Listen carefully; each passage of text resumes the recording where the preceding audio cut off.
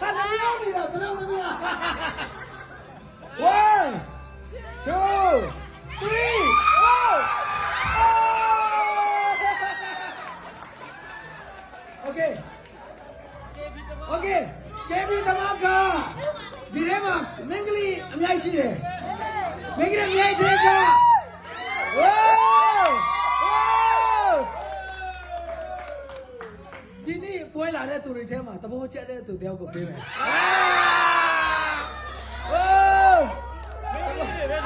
โอเคယောက်ျားလေးတွေတော့မပြီးနဲ့နော်ယောက်ျားချင်းချင်းမပြီးနဲ့မင်္ဂလိတယောက်ကိုပြီးလိုက်ဟောဒီမှာမင်္ဂလိယောက်ျားလေးတွေအားလုံးရှင်းမယ်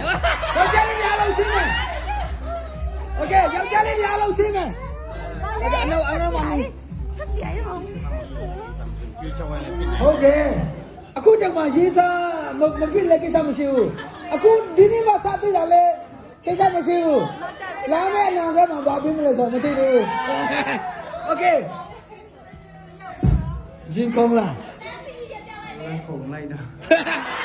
မင်းခုံလိုက်တာတဲ့ရင်ခုံနေတယ်โอเคဒီနေ့ပွဲလာတဲ့မင်းလေးတွေထဲမှာသဘောကျတဲ့သူတယောက်ကိုပေးလိုက်ပါလာဟော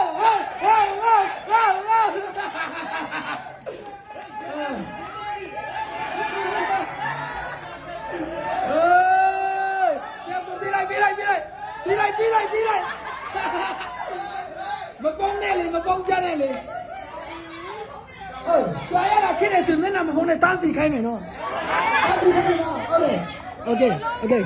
လို့လေကဲတန်းစီမယ်ဒီမှာတန်းစီမယ်ကဲတန်းစီပြီးပါโอเค